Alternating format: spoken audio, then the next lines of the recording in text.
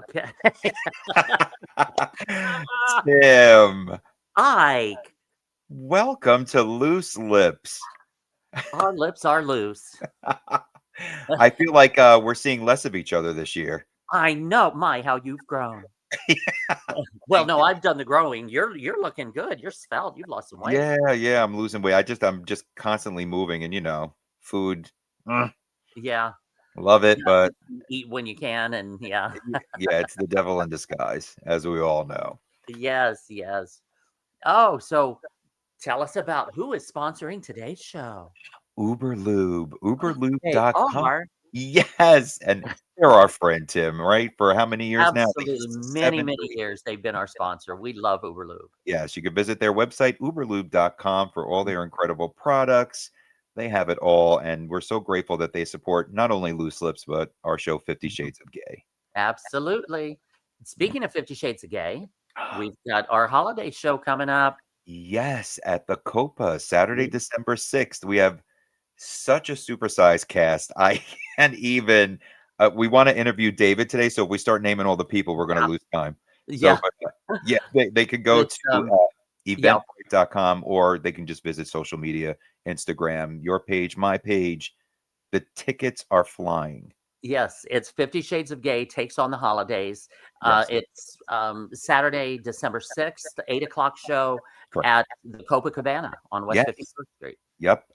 Doors open at 7 and shows at 8. And it's a supersized show, and I'm premiering my first holiday EP. I know. Yay. I know. So either people are going to put their earplugs in when I sing, or they're going to just be like running to the door.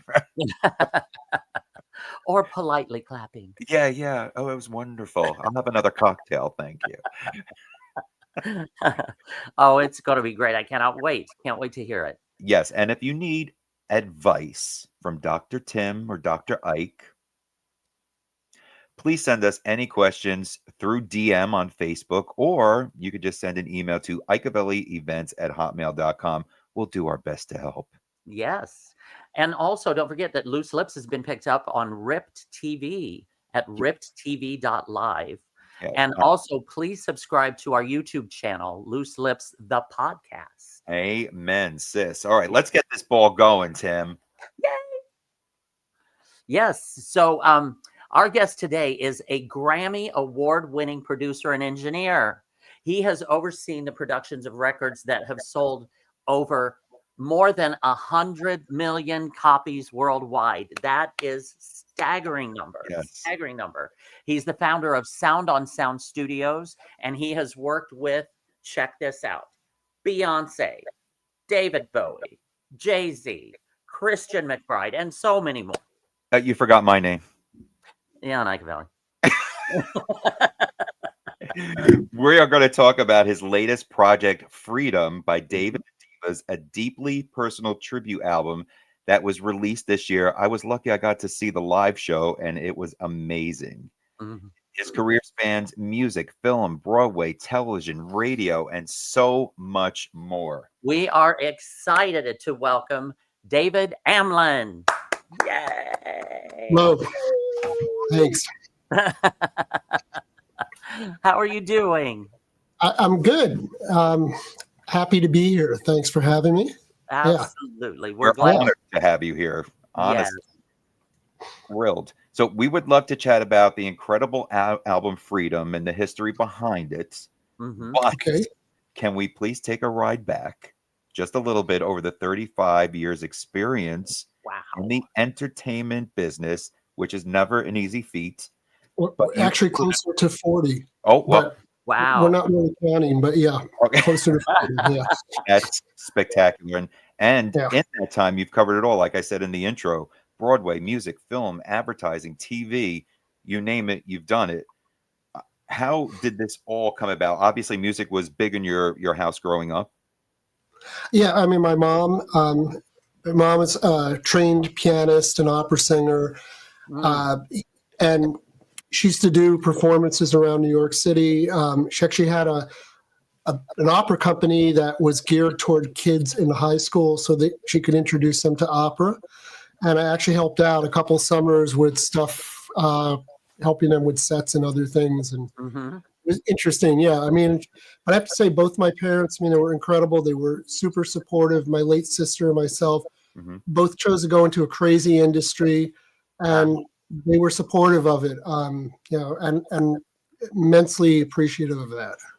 So your mom, opera singer, dad, any music? He was a TV executive. Actually worked for ABC TV from like the early 50s up through the mid 80s, and kind of rose from being a researcher, you know, having come out of an ad agency, and worked as a researcher until he got tapped to be like the number 2 person in entertainment under Fred Silverman, who, for anybody who Googles, he was sort of a visionary television programmer in the 70s. Yeah. Fred, and personal experience, Fred was never stopped working 24/7. Like he used to call my dad at all hours. Like, what do your kids think of that show? What do you think of it? It's like, dude, it's the weekend. It's like, come on, really? Yeah. So I bet a really eclectic, you know, music choices in the house between Jenny, yourself, your mom, your dad. Mom being in opera, obviously. Well, I mean, from my mom, I got total love of classical music, and I studied it in college, and it's really like an incredible basis for everything. So you kind of get a grounding there, and then you really understand how music works. Absolutely. So, I mean, that I got from my mom. Not necessarily a love of opera, but that's, you know, it's an ongoing thing. Appreciate it, but not my first choice. Yeah, but like, I was just going to say, like you said, classical music is the foundation for all music, whether people realize that or not, between the theory and just learning and sight reading. And I mean, it's all. Absolutely. That is the basis of music, definitely. And you can go back like to Gregorian chant. You go back like to Pythagoras and all these theorems and intervals and perfect intervals and dissonant intervals. And it's just like, okay, this has been around for thousands of years. There's a reason why we react to certain chord changes and progressions and why we react differently to others. And it's just fascinating. I mean, so I think like an understanding of that, it can't hurt you. And I grew up with a lot of friends of mine who played, and some of them are like, well, I don't read music and it's good. I don't want to be corrupted by that. I'm like, okay, whatever. Yeah. Good. and then you bitch and complain because you can't do things you don't understand stuff. But it's like okay to be, you know, contrary. So we are going to expect some name dropping here in this show. Oh, okay. Yeah. Okay. That's all good. Yeah. No, because you should celebrate that, because not everyone can say that they have worked or produced an album with these people. Right. And there's a wonderful accomplishments. Thank you. Appreciate it. So we're here to pat you on the back. Yes. Oh, here we go. Thanks.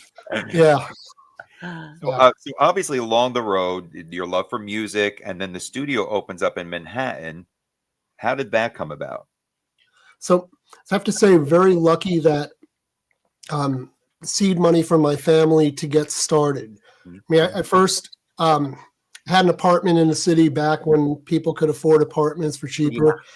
And a second bedroom that I turned into a control room. And I had like a portable mic snake that I would drag around the different rooms in the apartment and record. And I was really careful at the time not to work too late or too loud, because it's an apartment building and people could get really crazy. But that sort of showed me that, oh, this is kind of a lot of fun. And I mean, going back to high school, I mean, once I started to get into rock music, and it was really like, so I mean, I was born in 1961, so I grew up at the very tail end. There we go. At the very tail end of the Beatles. I mean, I still remember hearing about them breaking up, but it didn't really mean anything much to me at the time, but I was aware of it. But remember my dad bringing home a single from the album Tommy, and not the movie, but the 1968 Tommy that The Who did. Right. And I just remember See Me, Feel Me, Hear Me. I think I wore this sucker out. I played it so much. I was totally enthralled by like the whole thing. Huge Elton John fan. Like, you know, I gravitated a lot to Zeppelin. I mean, I loved loved that. And then I got into prog, and that was basically game over. It was like, yes, Genesis, ELP, Crimson. My friends and I, we formed bands. We tried to play this stuff. I mean, some of us were more successful than others, but it's not easy stuff to play. And it just, but that coupled with my mom and the classical background, I mean, it sort of all came together to sort of like push me to get more serious about music, which I'm sure, like, you know, my dad being in the entertainment industry as an executive, he was immune to some degree to sort of the bullshit that goes on with being an actor or a musician or a creative, where you don't know where your next paycheck is, but you think there will be one. And he didn't have to deal with that. My mom, because she was under that umbrella, could live that life when she wasn't raising kids. Yeah, I see. So, so I think between them, there's a real understanding. And so the studio came about, like you said, there was seed money there. After 2 years of doing this at home, family saw what I was doing and said, okay, we'll get you started. And it was an incredible gift to build a professional studio in Midtown Manhattan. And so this I'm sorry, this was Sound on Sound. Yeah. See, the original one was David Amlen doing business as Sound on Sound Recording. Okay. Then it became in 1986 Sound on Sound Recording Incorporated. So it was like a real deal. June of '86, you know, signing a lease. And back then, to sign a corporate lease, you didn't have to do anything except sign on the dotted line. There were no like credit checks. There were no like personal guarantees or any of the stuff. It was just, oh, you want to rent space? You got a pulse? Here you go. Here's the paper. It's a lease like this big. And to me, when I was in college, besides music, I also studied math. So I have like a double degree in both disciplines. And numbers don't scare me. I mean, maybe they should, but they don't. They don't scare me when I see how things are. And enough of a good education to be able to read a legal thing and actually understand it. So I get this lease and I go to meet with my attorney, and he's just like, I'm talking about all this stuff. And he's like, oh, you really dug deep into this, didn't you? And I go, yeah. And he was like, don't worry about that. Don't worry about that. We'll talk to them about this. And we kind of went through. And I mean, needless to say, I basically, to put bluntly, got a little fucked on the first lease that I signed, but I lived through it. Yeah. And then after 5 years, when I wanted to renew and take over more space, because at that point the studio had established itself, and we were one studio was not enough for all our clients. We needed more space. Wow. Excellent. Yeah, thank you. I was a lot more savvy, and I went back to the landlord and I was like, they had these crazy archaic things, porter's wage instead of cost of living. So they were talking, the porters technically are the people who work for the building trade. They're doormen, they're the supers. I mean, they are technically porters as far as old leases were concerned. So my original lease, I was tied to any raise they got plus 25%. So not a good deal. So the second time around, it was like, no, we're going to, it's this year, it's this year, it's this year, and boom, and nothing more. And so it was a very, like, we had earned it, and we got the respect from the other side to actually take on more space. And here's a funny story. So I've established it, but my credit still isn't amazing. So I'm still having to deal with people who are sort of, the banks are not giving me the best rates at the time. They're still kind of jacking it up a bit. One of the builders that I talked to, he had a friend who he had been a partner with. And of course, it blew up in spectacular fashion after. And I wish I had known that before I took this meeting. He brought in a legitimate tough guy. Like a family-connected tough guy. We met at the studio. He told me the terms of the construction loan, and it was literally, we give you this, then right away you give this back to us, and every week we come and we get this much. And a loan shark. Yeah. A little bit. And I knew that this was like, these people were serious. Like, I grew up in New York, you know, tough guys, family connected people, 5 families. This is like, anybody who grew up in New York, this is not myths. This exists. Exactly. The guy was very nice. Here I am, like I'm 30 years old, and I go, that's like incredibly generous offer. Can I take a couple days to think about it? And the guy was like, you take as long as you want. And I called him back a few days later, and I was like, I forget his name, but I was like, I just want to thank you so much for taking the time out of your schedule to come and meet with me. We decided to go a different rate, but a different way. But thank you so much for your time and effort. And he was like, no problem. If you ever need anything, you know where to call.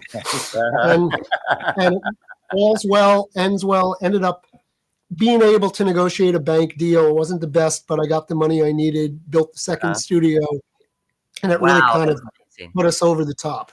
Yeah. I love that. So by your second, did you have to like close the first one and move to the second one, or no? We were on the ground floor. This is New York in the 80s. So right, I remember. Yeah, signed this lease in 1986. No, I'm sorry.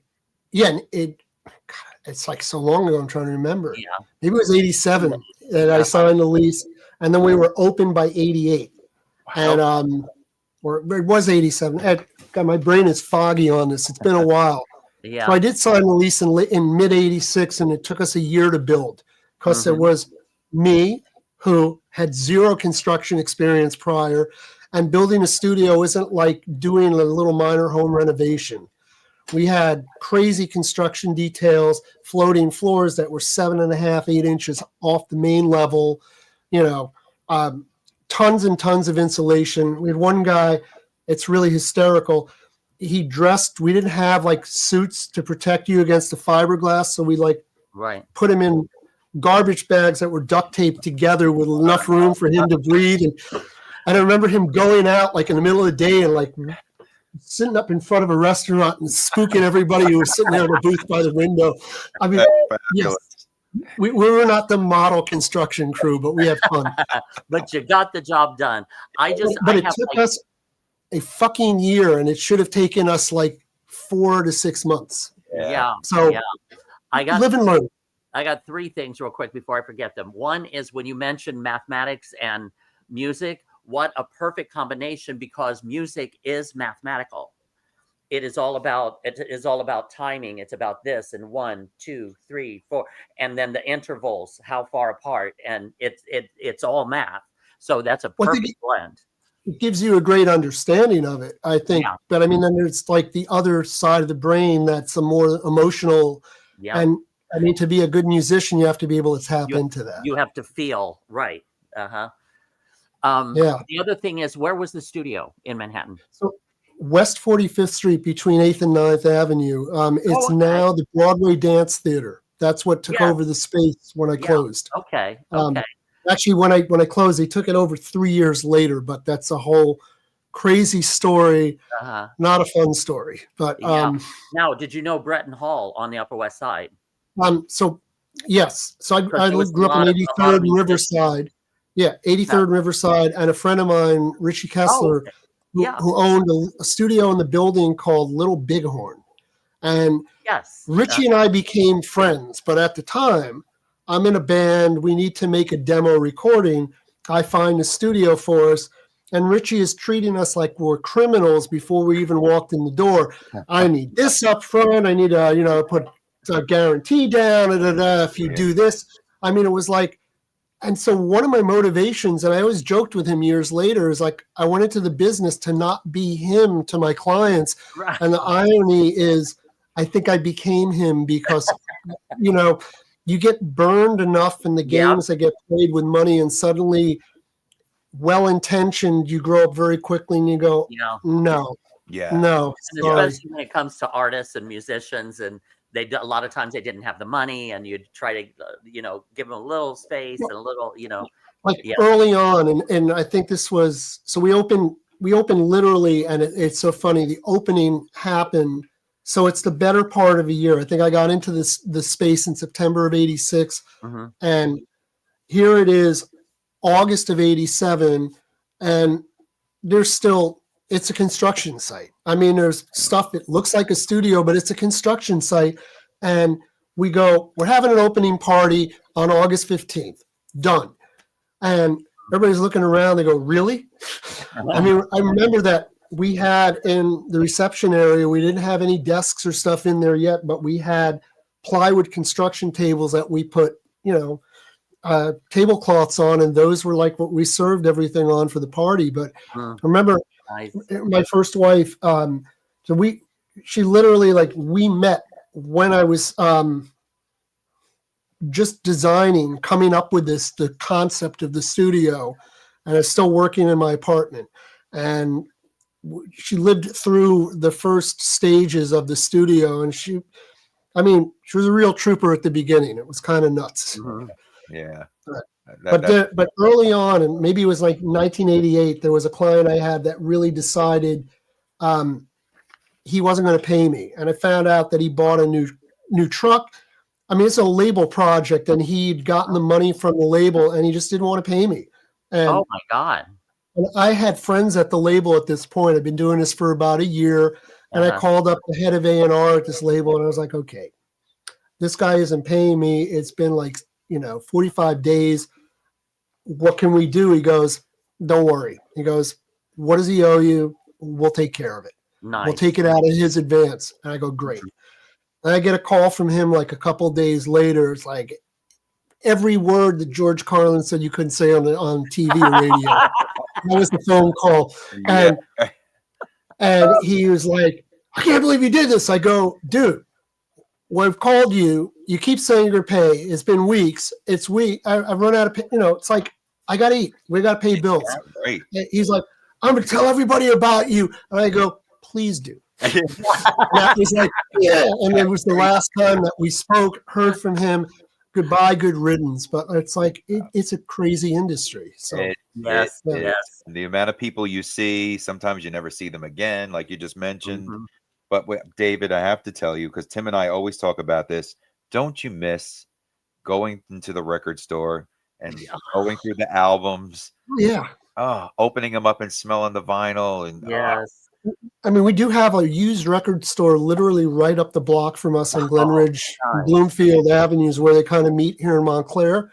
And they have like a whole section in the basement of just vinyl. And it's cool. You didn't have to strain to see who was on the album, what worked with you. Now it's like I'm trying to read like the CD. I can't even see who it is. And I would take CDs over the streaming because, I mean, at least with CDs, you got something in your hand, Yeah. And I still have thousands of albums and thousands of CDs at home, and I will, from time to time, buy new ones. And then it's funny, and a good buddy of mine who owns a studio, we've been friends for like 35 years. We were talking about the death of physical media in our industry. Yeah. And he said, he goes, think about why that happened. And he's like, the car manufacturers stopped putting CD players in the car. So people are like, well, I don't need to buy a CD anymore. Right. And they sort of exacerbated the death of it. And it's a very, very astute observation. Yeah. I agree. So with the studio opening up, it expands, which is amazing. So real quickly. So like our first big album, and this was in late 87, November of 87, we get a call from a guy at the time who was my chief engineer, worked at a competitive studio, one of the big ones in New York, Right Track Recording. And one of his coworkers had suddenly been elevated to engineering and was working on this cool project that Mick Jagger was producing. It's called Living Color. And we're like, who are they? Oh my God. And then I found out, like, Vernon Reid, who I saw him when he played with Ronald Shannon Jackson in the Decoding Society. They came to Oberlin.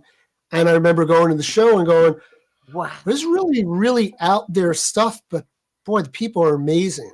And so, so I mean, so that was like our first big. It was a month long. They came in to do everything other than the basic tracking, which would mean like just the drums and bass. Basic tracking. So was that where they came in to do Cult of Personality and Open Letter to Landlord, that whole first album, the thing that put them on the map. And what was really cool is they toured the following summer. They toured with the Stones, And oh my God. I was able, I mean, not free, I had to pay for it, but I was able to get decent seats at Shea to see the Stones tour. And that was a great tour. They sounded incredible. The Stones sounded incredible. I mean, that was fun. Oh, wow. Music. I'm telling you, it saddens me to see like Phil Collins retiring and all the greats. Like Billy Joel, and any Billy was a regular. Billy Joel was a regular over at Legacy, and so that would get to that. But that was one of the studios that Sound on Sound became in the 2000s. It became Legacy with Right Track. It was a co-venture we did. It wasn't technically a merger, but to the outside world it was. But legally it was not. And Legacy 2005, correct? Yeah. I mean, so we had a nice trajectory, a nice run at Sound on Sound. I mean, the first 5 years, like I said, it was a year of building and then 4 years of business, and it was nice. I mean, we built up a real rep very quickly for being one of the top jazz studios in New York. I mean, it was literally us, Clinton Recording, and Power Station back in the day. We were the top three jazz studios. Yeah. And then at a certain point in the 90s, we became the house studio for GRP Records. So everyone, Dave Grusin, who is a sweetheart to work with, and I'm trying to think, Kevin Eubanks, before he moved to California and became Jay Leno's musical director. Yeah. I mean, and it's funny, before Kevin, Branford Marsalis was a regular that I used to work with all the time. Yeah, because Branford was a lot of fun. He's he has a great sense of humor. I hope still to this day, but he would just channel sort of like the craziest stuff, but it was always harmless but hysterical. Yeah. So that time, the thing that was so cool was, again, the expression, like the bands, the groups, the singers, there was just so much electricity, and the clubs like Tracks and the China Club and the Cat Club and Heartbreakers Town, and like all these incredible places that you could just walk in and hear some incredible band. The China Club, it's funny. They used to have some great acts. I mean, I remember going there. They were up on 74th, like right around the corner from the Beacon. The Beacon Theater, yeah. And so, then, I mean, that's my old neighborhood. So the Beacon holds a lot of special like sentiment to me, because I remember in high school going to see rock and roll movies there. Going to see I think Yes Songs and Welcome Back, my friends at ELP show, and seeing concerts, seeing Weather Report there in '78 with Jocko Pistorius, and I mean, amazing shows. It was just a fun local place. So, because looking behind you and seeing that incredible board there, that I can't even begin to know what all those buttons are for. But that was part of how it used to be. Ryan is giving you a little bit better view. I love that. Yeah, there's as much of it on the right side as there is on the left side. It's equally split. So 72 channels, and each one is double. I mean, this was like, at the time, I mean, when analog ruled, this was the height of analog multi-track mixing consoles, and priced accordingly. Yes. But I remember, again, like even the recording sessions, all of that was the live musicians. You didn't have like auto-tune. You didn't have the computer. It was musicians.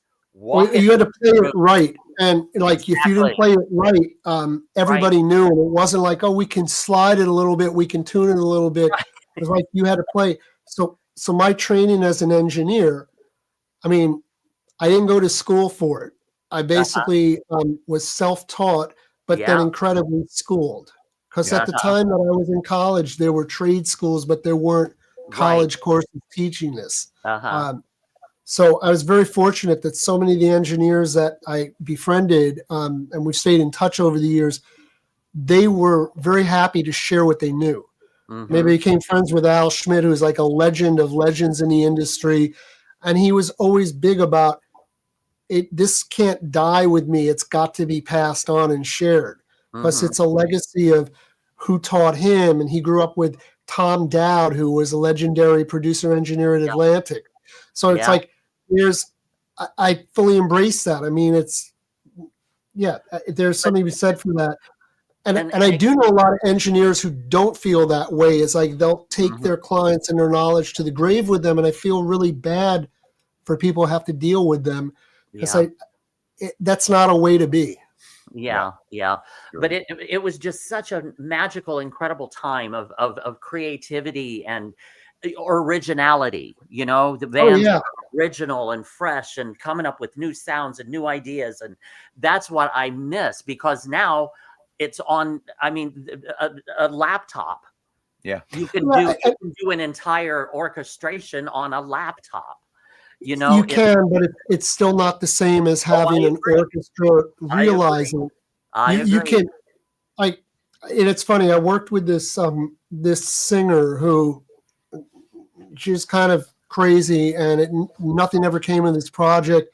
She raised the money to hire me and hire an arranger, and then never raised the rest of the funds to realize the project. Oh my God. So,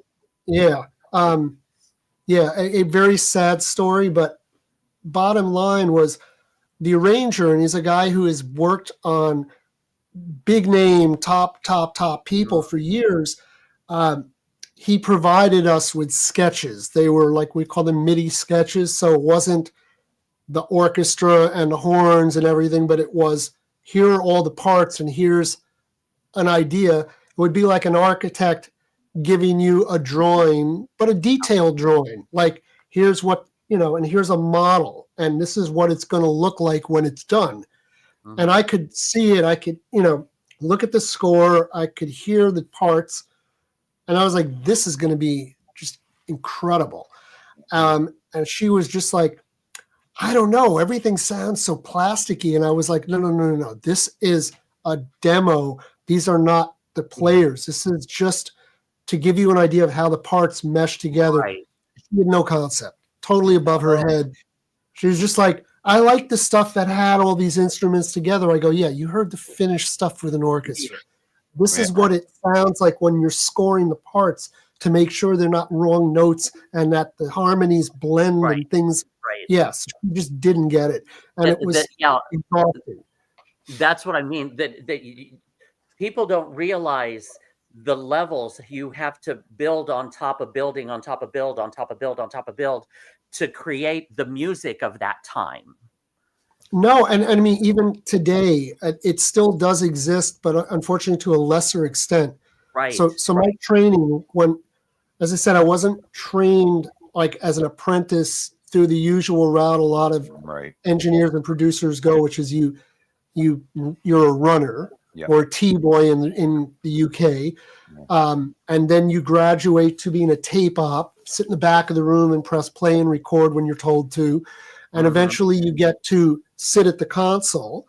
Yeah. And originally people at the console were balance engineers. That was the technical term. Right.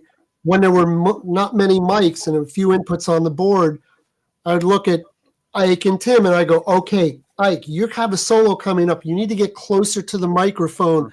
Tym, okay, now it's your turn. You guys switch places.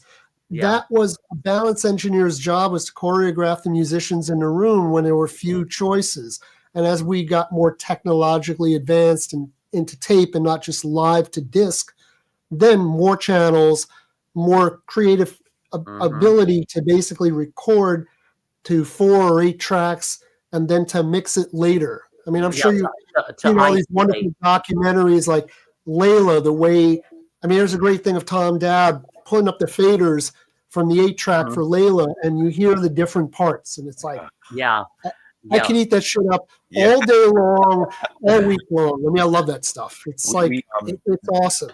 We had the people today, we had Matera on. He is re-releasing all the old Sheena Easton demos from the 80s, and we sat there. And speaking of demos, she had a ballad before they brought in all the bells and whistles, just on the piano, one take, hairs on the back of our neck. It was belting like nobody's business. But today, I can't even imagine how that would even like come through if anybody does anything in one take anymore. There are, I mean, I just worked on something called the Diva Jazz Orchestra.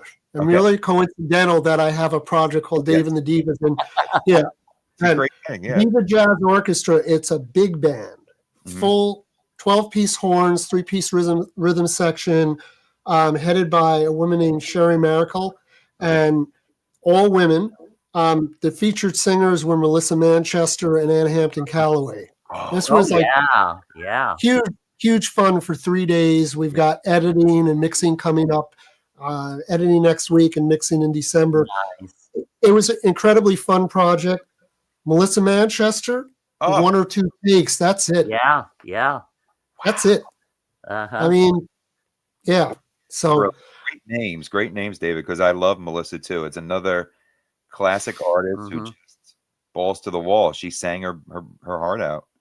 But so she grew up doing jingles. That was her start. And so when I say like I didn't have training, but I got to a point where after running home studio for almost 2 years, I knew how to get things done. I knew how to mic a drum kit. I knew how to, good vocal mic technique. I read like as much as I could when I started out about how do these engineers do this? Where do they put the mics? Try different things, see what worked. And as I said, the engineer that came on board at Sound on Sound at the beginning worked as an assistant at Right Track for a couple of years. So he was deep in the trenches working with top engineers, moving mics around, assisting them, getting things set up the way. So it's a shared, passed on heritage. So first sessions I'm doing are low budget jazz records and jingles, which are not low budget. And jingles are high pressure. They go, hey, we're booking 10 to 12 with a possible hour. Okay. Their expectation is at 10 o'clock, everything is ready to go, and they're going to talk about the arrangement. And by 5 after 10, we're recording. It's not, oh, you didn't plug that in. No. The musicians are here. They're called for an hour 20. There's other stuff happening after they leave. Get your shit together. Be ready like this. And that was my training. And it's invaluable because you don't have time to sit around messing for 25 minutes on a kick drum sound. Right. It's like, get it and move on. And one of the engineers we worked with a lot, it's so funny. I remember he had a royal screw up during a session. He was a seasoned engineer. Royal screw up. He forgot to record the snare drum on a track. He just didn't bus it. And their agency people were in the back of the room and they're like, hey, do you think you could turn the snare drum up a bit? And he didn't panic. He just reached for some EQ on some of the other drum mics and he goes, that good? They're like, yeah, that's great. Thank you. And it was like, and those are the kind of things that I mean, you're around all these people, you share the war stories, you get through it, and you kind of you learn how to you have to pivot. Yes, exactly. Yeah.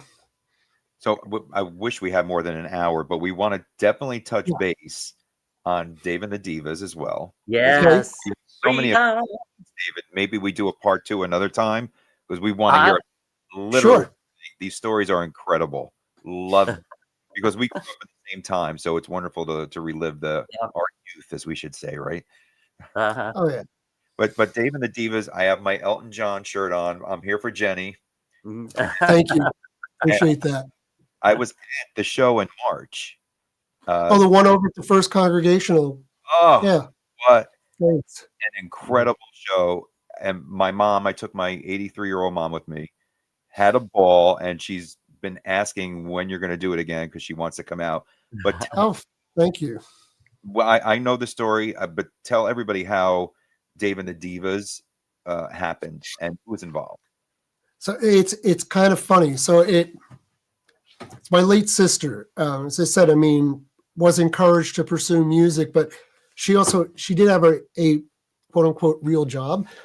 She was a licensed therapist. So she did that maybe 20 hours a week, and then music maybe 60 hours a week. I mean, she had her priorities straight.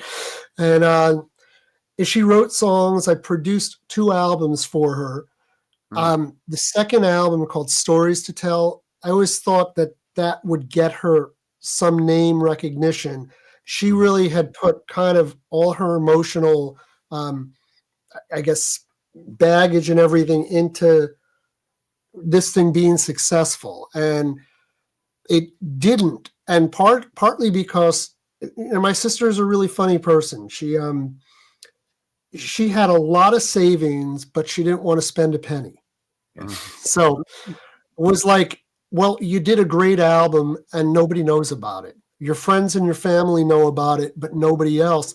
And she could never get past that. And very disappointing to her that it didn't. She'd set this unrealistic expectation that by age 50, if she hadn't achieved musical success, and you can define things the way you want, she had an unrealistic expectation. She's a sweetheart of a human being. She gave her heart and soul to it. She was great to anybody who was great to her. I mean, she really, but she checked out. She literally checked out later that year, and it was really disappointing. But my current wife, I've been with for 10 years, and she is as supportive to what I do as anybody could possibly be. She's an amazing person. She kept saying, well, there's a song, Freedom's Got to Get Out. And this was back during the first Trump term, where all these, freedoms are being upended. And she was like, people have to hear this song. We were trying to figure out during 2024 campaign if there's anybody I knew we could have gotten a song to, but it didn't happen. And I think things happen for a reason. I'm kind of taking that more macro point of view, but Jenny's songs resonate. They're great stories. Yes. It was just, so the way the project came about was rebirthing her songs that I helped write, that I produced, I helped arrange, that I played on, and engineered. I was like, well, let me get these going again. And Jenny and I, we did a show at the bitter end in June of 2016, and that was her last, the album release for Stories to Tell, and we closed the set with just the 2 of us doing a piano voice version of Skyline Pigeon. Wow. And I always thought it was such an amazing tune. I agree. But the original recording, I mean, if Elton John is quoted about the studio, Dick James Music, which was his publisher, about their studio that he did the first album. I mean, they were demos, but he was quoted saying the studio was so small it was barely stereo, and I love that quote. But so what came out of it was, I worked with a band in town. The background singer, Cecile Williams, I thought she had an amazing voice. We've since become really good friends. Yeah. And I asked Cecily if she would be interested in doing 2 songs, doing a revised version of Skyline Pigeon, which Jenny and I never got to do, and a remake of Jenny's song Freedom. But I had a lot of different ideas for how to do Freedom this time. And she was totally up for it. So I was like, great. We started it.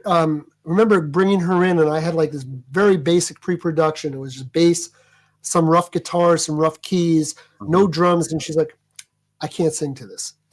I need the band. I can't feel it. It's just I don't get it. I'm sorry. I want to do this, but not now. So I was like, okay. I brought in one of my engineers who also happened to be a touring drummer for years. And he, in 2 or 3 takes, perfect to what I did, put on real guitars, put on real keyboards, brought Cecily in. Nice. Cecily came. Then I'm like, okay, well, we did that in Skyline Pigeon, and Sherry, my wife, and I were talking about, well, we did 2 songs, maybe we should do more. I was like, okay. And we sit through and we go through both of Jenny's albums and start to pick all the songs. that we think might be good to redo. Yeah. And ones that have just resonate with and that are timeless in terms of the message they convey.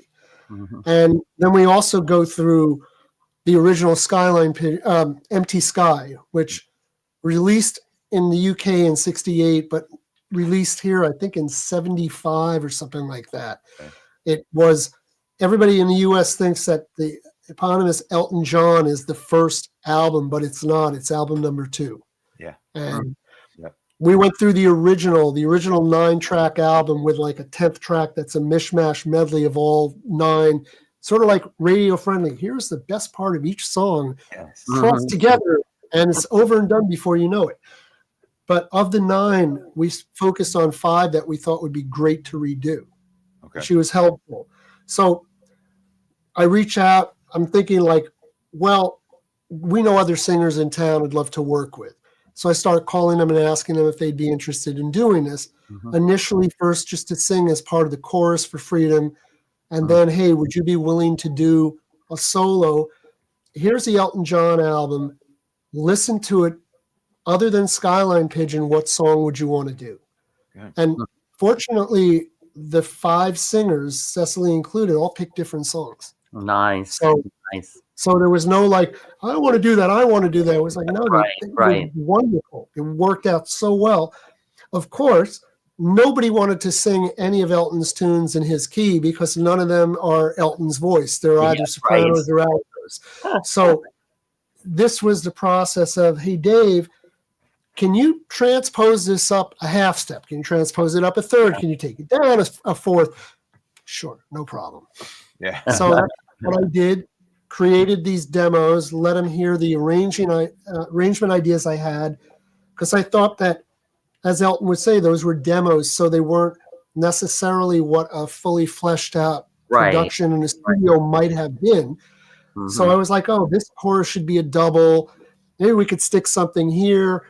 Just ways of making what I thought the songs like just kind of more modern. And so the next group of singers, the four other singers that were on the album, Ira Schaefer Hall, whose son happens to be, stepson is in a group called Pine Grove. So they were pretty big, Montclair based. There's Stacia Thiel, who is also a therapist, but a trained opera singer and an incredible like folk artist in her own right. There's Meg Beatty Patrick, who is sort of like the unofficial mayor of Montclair. She knows every musical person in the entire township and surrounding. Okay, I got Cecily and then Julie Dobrow. And Julie Dobrow is somebody that I met through the temple that I go to.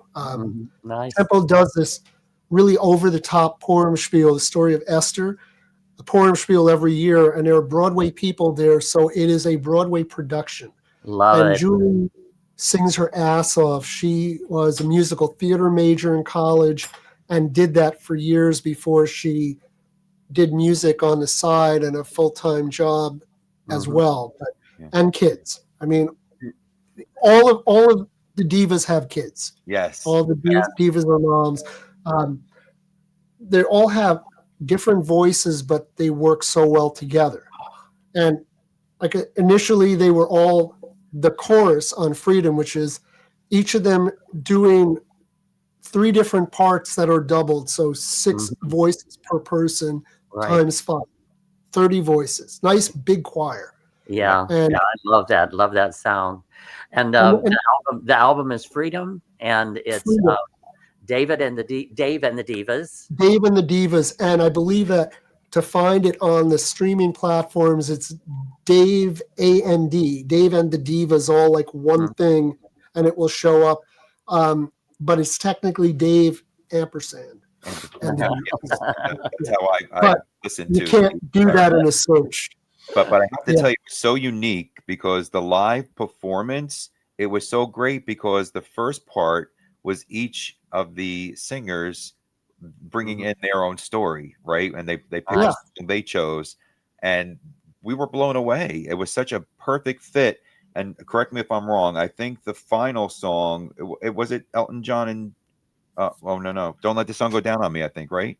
Yeah, so the final song's not on the album. It was a medley I put together, which was Mona Lisa's and Mad Hatters, and Don't Let the Sun Go Down on Me. My rationale for that, I mean, they're both great songs. I love them, but I figured that for the casual Elton John fan who probably had no idea whether the songs we were doing were Jenny's or Elton's, Right. at least they knew these two and they could sing along. And they both happened to be in the same key, and I didn't have to transpose. So we could end Mona Lisa's and start right into Don't Let the Sun Go Down on Me. It was a fabulous way to end that show. It was just, honestly, it was such a cold night that night, but everybody was so warm in that space that evening. Incredible. Thank you. Incredible. Yeah, and that was the rescheduled night. The original night was the night of a snowstorm where the Montclair police made it so that nobody could park on the streets, and it would have been a disaster. So we're lucky that we were able to get it 3 weeks later and not like months later. That would have been awful. Yeah. Well, you had mentioned Cecile Williams, who she's our sister. She's part of the family. We just absolutely love and adore. Hello, Cecile. Love you. Yes. Incredible. She sang in 50 Shades of Grey, the show that we're doing. Yes. Yeah. Oh, cool. Unbelievable. Yeah. Very grateful that she brought us together, which is an amazing thing as well. Before we close out, David, we'd like to play a little game. Okay. Tim, you want to explain? Sure. It's called What is David Thinking? That's a loaded one, and that's dangerous. So we'll give you two choices, and then you don't say it. Let us write down what we think you're thinking. And then we'll say, do you like the weather hot or cold? Don't say which one, and go ahead. Just a second. So I got mine written down. It's like I got mine written down too. So do you like hot or cold? I think as I'm getting older, boy, I like cold until it's like minus degrees. Then I do not like cold. You had to pick one. Probably hot, just because there's more stuff you can do. Oh, mine's backwards again. But I will never be moving to any of these red, warm weather states. So. Yeah. Or how about red period? Yeah. Okay, Ike, take it away. Ready? What do you prefer? Don't answer. Recording or live performing? Oh. Okay, I got it. So I there is a ham ego side to me that loves a live thing, but I'm in my element in the studio. Bam, recording. Live. Well, given any given day, it could be, Right. Because they're really funny, both and they're both completely different. Yeah. Performing live before an audience and walking in that studio and just throwing yourself in the song and so when I'm completely live different. and I play. So besides Dave and the Divas, I'm in a jam band. We don't have a name yet, but we're loosely based on Trey Anastasia's music from the band Fish. Okay. So both his own stuff and the band stuff. And that I'm a switch hitter in that band. I play guitar and keyboards. We actually did a gig, and I also played bass, and that was a major pain in the ass to have 3 different things to think about because you bouncing around. But live, I love the guitar, the keyboards because it's freer. But in the studio, boy, do I have fun playing bass lines. Right? Oh yeah. I think even for me, like obviously I'm not the singer, Tim is, but even in the studio, I'm like, oh, I can't wait to do this live. Mm-hmm. My God, it's not my element, but. All right, we got another one. Okay. If you had a pick between Barbra Streisand or Judy Garland, who would it be? Oh, wow. To work with, I should say. Oh, okay. I feel that. You already wrote it down. Go ahead. So, unfortunately, because I have a lot of friends who have worked with Barbara, Judy definitely. Bam, Judy. This show's not going to air, David. Oh, it take nothing away from Barbara Streisand's artistry, and I mean, it's funny. We were actually like with the Diva Orchestra, the jazz orchestra. That was a topic actually that we were talking about in the room about Barbara and her impact. Music and other stuff. I mean, beyond music. So yeah. Oh yeah. Just and there was a story they shared about her getting heckled by somebody at the Garden and literally like telling the person, shut the fuck up. Money back, get the fuck out. And I heard that and I was like, that's pretty rock and roll. She is our hero. We love her. Absolutely. I learned how to sing from her, just listening to her and emulate. That's how I learned breath control. I learned how to hold the notes and how to. I studied her. Yeah, she was cool. My voice teacher. No, I mean, I take nothing away from her. I know that she can be very tough in the studio. Oh yeah. And so when you think, who would I want to work with? I think I'm at this point. You're always still proving yourself, but I don't need to in that capacity. Yeah, right. One more. Okay. If you had to pick, we're just gonna make this a fun one. If you had to pick between an ice cream sundae or a milkshake, what would it be? And if I get this one wrong, okay, go ahead. Definitely the ice cream sundae. Okay, well, I had milkshake. Yeah, we both had milkshake. Really? Oh boy, no. And we have one of the greatest ice cream places not far from us in Bloomfield. We have Holston's. I can imagine.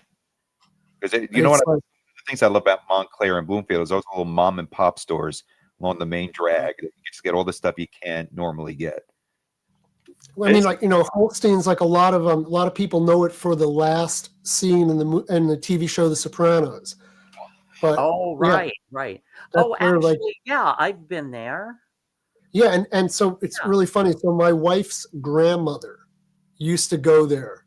And then so it's been 3 generations on her side of the family have embraced Holston's. So, wow, that's incredible. Yeah. My friend Kit took me there. Okay. Look, David, thank you so much for being a part of Loose Lips. I know you're so busy, but you took the time out for us. We need to do a part 2. Yes. I'm putting it out there, but we'll touch base. Let me know. Yeah, be happy to. Lots more to talk about. And thank you so much for support of Dave and the Divas. It means a lot. Really do appreciate it. Absolutely. And when this show airs, we will have all the links and everything to Dave and the Divas, how people can listen in. Cool. Yep. Awesome. Thank you again. All right.